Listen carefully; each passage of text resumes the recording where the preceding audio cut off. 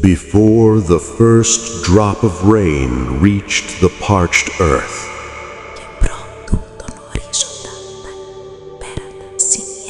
and before the horizon became aware of its own boundaries, darkness ruled over existence.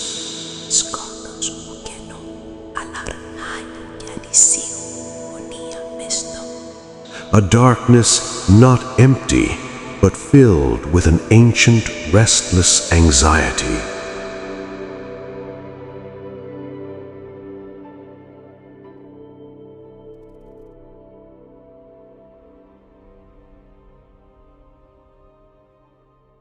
In the heart of this gloom, Cronus, devouring time itself, ruled supreme. Fearing overthrow by his own children, he swallowed everything born from the womb of Rhea, casting them into the black hole of his throat. There, in the darkest point of Cronus's being, between the windpipe and the stomach of time, the seed of something beyond a mere god was formed. Poseidon, before tasting air, tasted captivity. He was born in a prison of flesh and time. But the question that sends a tremor through the cosmos is this: how did a being who himself was captive to time become the ruler of boundless infinity? What did he see in that absolute darkness that caused his eyes to forever take on the deep blue of the abyss? When Zeus, through divine cunning, freed his brothers and sisters from their father's bondage, Poseidon burst forth, not like a crying infant, but like a geyser of repressed fury. The world fell into chaos. The Titans, ancient pillars of creation, stood against the young gods. In this war, Poseidon learned his first lesson of power. Power without tools is nothing but wind sweeping over dust.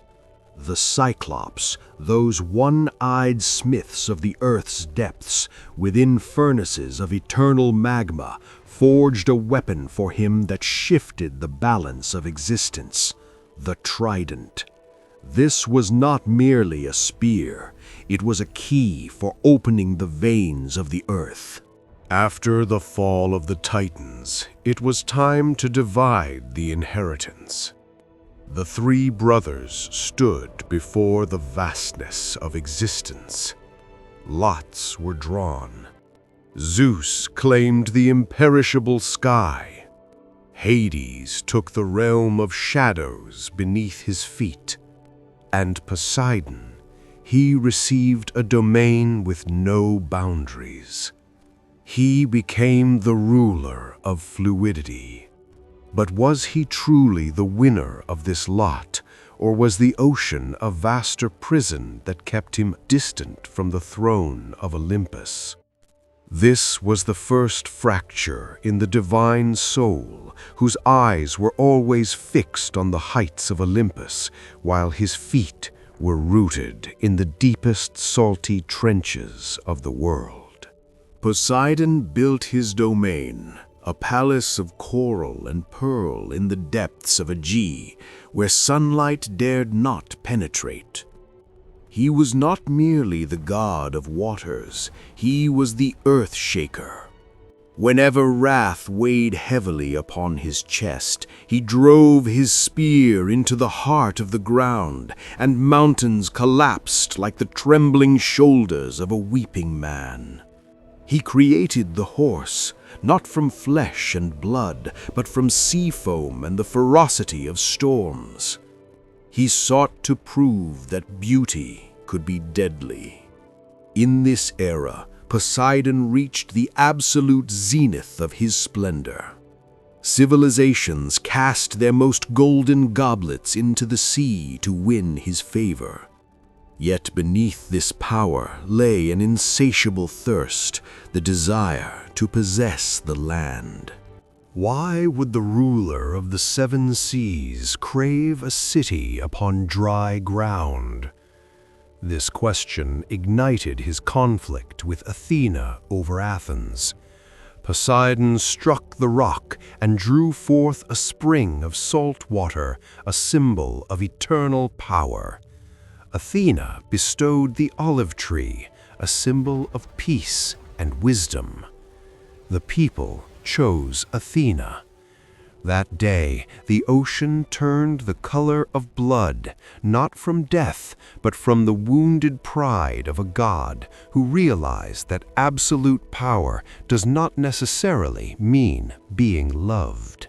The irreversible turning point of Poseidon's life unfolded during and after the Trojan War. He, who had built Troy's impregnable walls, was met with ingratitude. Yet his greatest challenge was a mortal, Odysseus. When Odysseus blinded Polyphemus, Poseidon's beloved colossal son, the god of the seas was confronted with a terrifying truth. Could a mortal scar the will of a god? Poseidon turned the ocean into a chamber of torture for Odysseus. For 10 full years, he lashed the waves like whips against the body of his ship. In those years, Poseidon transformed from a mighty ruler into an obsessive avenger. The cosmic balance trembled. Zeus from above and Hades from below watched in dread as Poseidon's rage unraveled the order of nature for the sake of a personal vendetta. It was here that a deeper question arose. If the god of the seas loses control of the rains, who will prevent the world from drowning in chaos? As centuries passed, the world changed. Humans began mapping the depths. The secrets of the seas were unveiled one by one. Poseidon's power, once rooted in the unknown, began to retreat under the light of human knowledge. He was no longer the terrifying god who could summon a tsunami with a blink. He underwent a transmutation. Poseidon realized that his survival lay not in rage, but in continuity. From the body of a furious warrior, he became the pulsating spirit of the planet. He no longer sat in his coral palace counting sacrifices. He became the flow of water itself.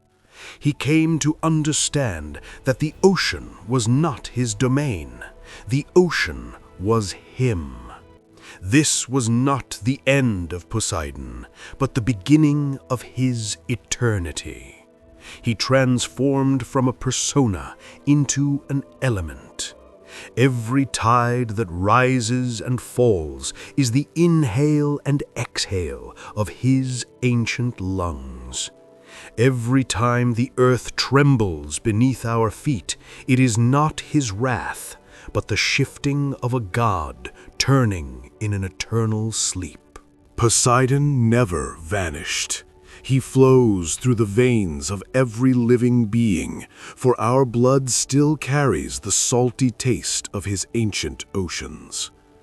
He taught us that the world beneath our firm footing is always unsteady. He reminded us that beyond the clear logic of the sun, there exist dark, cold depths from which life itself once surged. With his presence, the world learned sacred fear. With the continuation of his being, it learned the eternal rhythm. Poseidon, the god born from the belly of time, who made the face of the earth tremble, now abides in the heavy silence of the Mariana Trench and in the roar of polar waves. He asks no more questions. He himself is nature's final answer to all human claims. As long as the moon draws the waters after it, Poseidon is awake. And as long as a heart trembles at the majesty of a storm, his trident stands firm upon the heights of reality.